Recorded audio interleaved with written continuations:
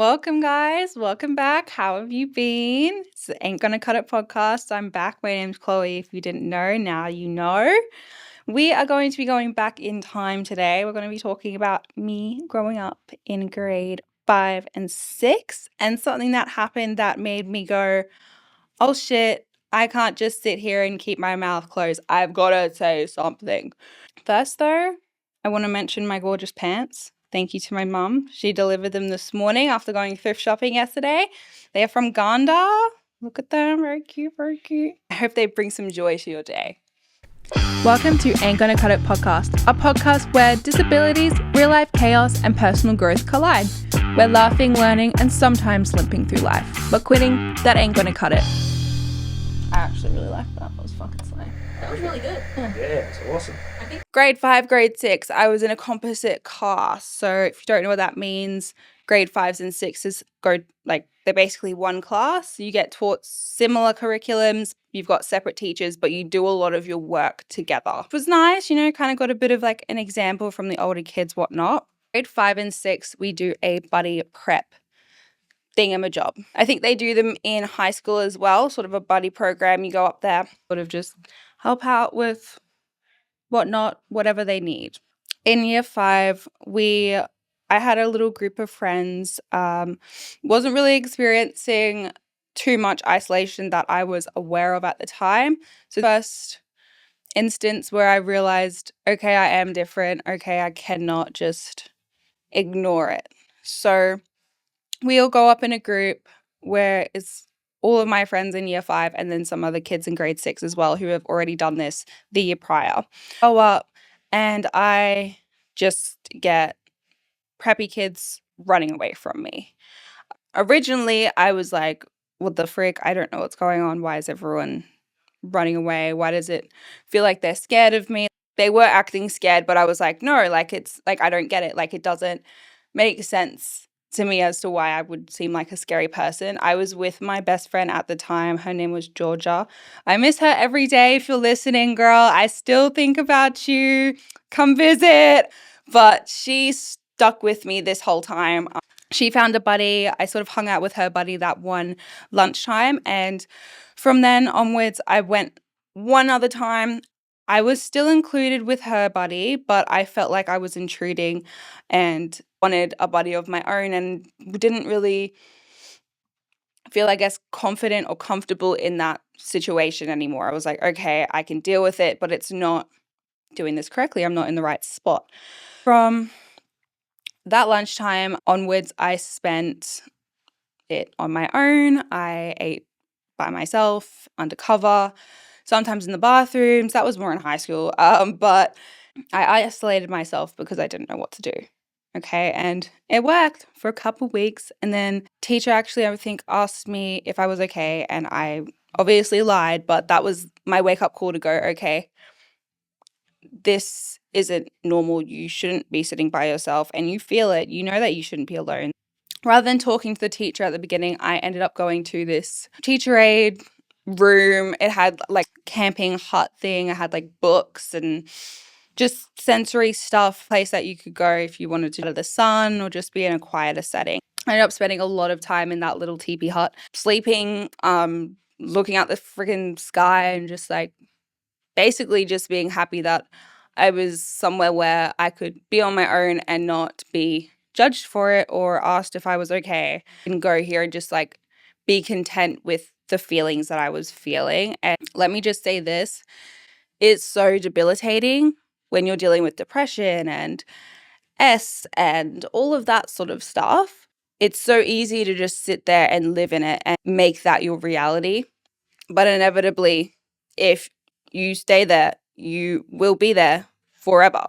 If you do not have someone to pull you out of that, or you do not hit rock bottom to the point where you go, okay, fuck, I cannot do this anymore. I cannot live in this state anymore. There's got to be more out there. Something flips in your head. Something flips. Your whole worldview changes. Things aren't just like surface level anymore. So I had a teacher aide.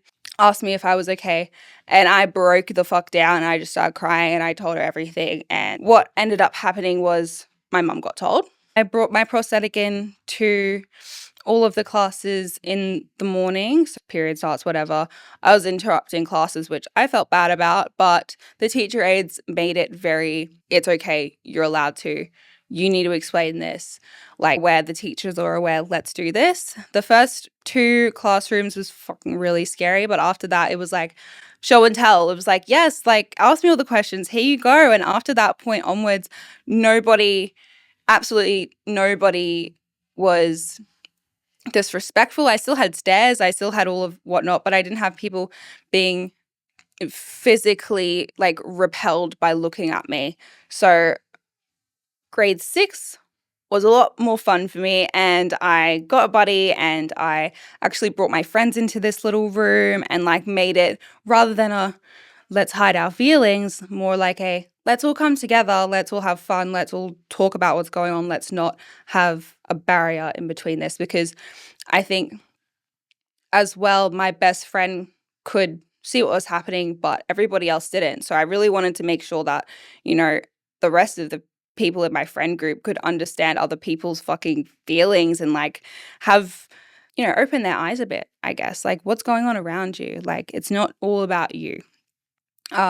Especially as well, going into grade 6, you're trying to figure out, oh God, I've got to make new friends again. I'm going into year 7. Like, what's going to happen? Like, it is petrifying as a young child to have to deal with being like the monster and then having to, a year later, deal with that all over again. So going into year 7 was fucking horrendous. I screamed, I cried, I grabbed my mom. I did not want to go in that fucking classroom, and I made sure that everybody knew it. Probably everybody saw that. Everyone saw that display of behavior. And I think a lot of those kids were really taken back and a bit like, oh God, look at this girl. She's so like nervous, whatever. But I know for a damn fact that hundreds of people have had the exact same experience. Hundreds of people are fucking shitting themselves going into school. But the fact that I literally cried my eyes out, went into this classroom, literally put my head down, and I made no friends for a while. Like, I had my few friends, but there was always shit going on. There was always another friend that I want to be friends with, or this other thing that I want to do. So I realized very quickly that I couldn't really depend on a friend to be there with me the entire time. I learned very quickly that I would have to figure this shit out on my own. So I started drawing. I started writing music. I did a lot of creative things to allow me to, it was my escape. You know, it took me out of what was really going on, took me out of the whole anxiety-driven school experience that I was dealing with on a day-to-day freaking basis. I guess in high school, teacher aides, they're there, but I feel like when I came into high school, basically I just didn't have any fucking support whatsoever in grade 7. That's what I'll say for anybody with children going into high school. Please make sure that you get those documents transferred over so they know what kind of student they are teaching to give them the adequate help that they need. I did not get diagnosed with ADHD till 2 years ago. So I went through all of high school with ADHD on top of being different and dealing with mental health as well. Teacher aides are really, really important because they are seeing your child honestly more than you are. Like, if you're a parent, that teachers are seeing your child more than you are. Like, let that fucking sink in. When it comes to picking schools and catchments and stuff, I'm like, do whatever it takes to get them into a good fucking school so they have the supports and they have the good teachers, because it shapes your whole life. I hate to say that, but it does. It is your whole adolescence. It plays a very big role in how you grow up. For some people, school is an escape. It was a bit of both for me. I was a swimmer growing up as well, so a lot of my time was school or swimming. School, swimming, school, swimming, more school, more fucking swimming. Being able to go to school and do all of the art shit and be on my own and try and make friends but fail miserably, I was like, this is tolerable. This is good enough. I think I didn't really have the confidence or experience. I didn't have the support really in order to go, okay, shit, we need to do this presentation stuff all over again. So you stop being fucking isolated and people go, okay, she is a normal person. She is way more capable than what we think. And we shouldn't exclude her from our friend group simply because we think she can't kick a fucking soccer ball. Like, okay. These are the things that you don't think of when you're a child because you simply are just living it. You're just going through it. Going back to coming into year 7 and not going and doing that presentation, what the heck did I do instead? Well, what did she do? We've already said she's got a creative outlet, whatnot. What else did I do? I was constantly working out, constantly being physically active. So I sort of had a consistent antidepressant going on up in here. One thing I will say is if you are alone during lunchtime, if you don't have fucking friends, go to the damn oval and fucking run. Just run. Go make some fucking mud pies in the corner. Literally, just be a fucking child. Finding friends is something that I held like in the palm of my hand. I was like, I need this thing or I will it's the hierarchy as well in school. Like you got the popular kids, everyone's got their cliques. Like that is not just in movies. It's fucking real life. I hate that it's like that, but it simply is. And we're creatures of creatures of habit. We're meant to be in little tribes. So it makes sense that we create these cliques based on our personalities and what we like and our interests and whatnot. What I want you guys to do, if you are struggling really hard to find friends or you feel like people just don't even look at you like a person, they just ignore you. Maybe they just see your body or they just see your disability or they just see one display of emotion that they've seen or whatever it is, right? Maybe there's been a meme that's gone around and you're like, fuck, I'm never going to get past this. It's always going to be this. Find something that you like. What do you enjoy? What's that one thing that you can just not think about anything else? Maybe it is running. Maybe it's reading a fucking book in the library. Maybe it's nothing to do with anything physical. Maybe it's fucking meditating. Maybe it's simply eating your lunch in a quiet spot. You just want someone to connect with. You know what we have now, guys? We have a phone. Oh my God. Oh my God. You know what you could do? You could write a letter. You could write a letter at lunchtime to your sister, to your brother, to your future self, to your teddy bear. You could write a fucking story to your damn puppy dog. Okay? Because I know that we can't have our phones during lunchtime. I would say just call your mom or call your cousin, whatever, but we're not allowed to do that shit. Write a letter. Pretend you're texting them, okay? And then go home and be like, look what I've done for you. You read this, get a whole update on what my day has been like. Look at everything that I've gotten up to. That will give you the connection that you're so wanting, okay? Like when we come home from school and our parents go, oh, how was school?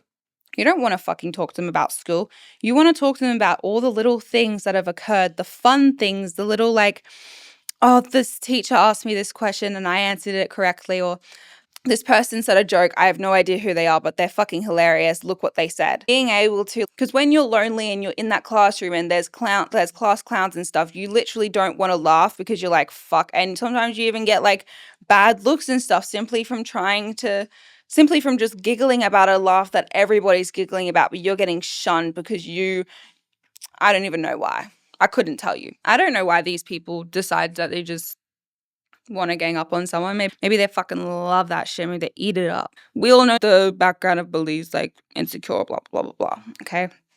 But that's irrelevant. We'll talk about that in another episode. Genuinely, if you can recreate that connection outside of school, but still allowing those feelings. So, for example, a class clown said a joke. You're like, oh my God, that's so funny. Quickly, you write it down on your little letter to mom or to your imaginary friend, to your fucking best friend who is at a different high school, right? You write all of these little things down. You get to put yourself in the position where you're telling them, you go, oh, yes, you feel good. You know you've still got that someone there. You're reestablishing the belief that you are loved. You do have people around you and they support you and they want to hear. They want to hear what's going on. So then you get to come home. Maybe that letter is fucked up at the bottom of your bag and you can't find it one day. Cool. You've still written it down. You've still gotten the kindness, the love, the experience from simply writing it down and putting yourself in that mindset of going, this is something that would be funny with my friend. I'm allowed to laugh. I'm allowed to enjoy it and not get shunned. Find a way to disable them from getting to you. Put up your walls. Don't, make them so solid where you can't even make friends. Give yourself a little support system. Okay? If that doesn't work, let me know in the comments. If you want some more ideas, I got you. Like, this brain, she cooks up a storm 24/7. Like, I got you. I fucking got you. We'll go back to you're just like filling the space with things that you enjoy and whatnot. What'll happen is people will see that. People will see that you aren't being a tryhard, basically trying to fit in with all these friend groups and shit, because that from an outside perspective can be perceived as, why would I want to be friends with someone who wants to be friends with everyone? You see what I'm saying? You being dedicated to what you love, what you enjoy, that is going to bring in the same sort of people with that energy. And you might find as well, people will stop seeing you how they've decided to perceive you. They'll see you as, oh, wait, she enjoys art. Okay. And that will slowly over time change their perception. It'll change your perspective as well on school in general and people in general and how they work. I think it's really hard when you are 10 years old, 11, 12, going through high school and trying to figure all this stuff out, especially when you have ADHD and you do not get it. Okay, I hope that can somehow make sense to you, because I think it would make sense to me when I was that young. I tried so hard to fit in and that just made things worse. So please take my advice and do what makes you happy. Don't do specific drawings because you know that person likes flowers or that person likes the color pink. No, bitch. Be fucking original. And if they don't want to be friends with you in fucking 7, 8, 9, they'll realize in year 10. Oh, if they don't, they'll realize when they've graduated and you've got millions of friends and they peaked in high school. And that's that. I hope you guys have an amazing fucking day. Please let everybody know if you've got stories, email them to me in the bio. I will not say any of your personal information, obviously, and any specific nitty-gritty little tea that you don't want me to put on camera, put online. Let me know too, and I won't speak of it. But yeah, I definitely want to do some kind of Q&A advice session situation soon. So please give me those questions, girl. Give me that info. Give me those stats. Okay? We're also in a Mercury retrograde. So good luck out there. I hope you're fucking slaying. Focus on what you can focus on. Get rid of this shit you've been ignoring because it's not worth the energy. Okay. Have an amazing week. Go find yourself a new pair of pants, new pair of whatever the fuck. Treat yourself. I love you all. Have an amazing week. See you next time. Bye.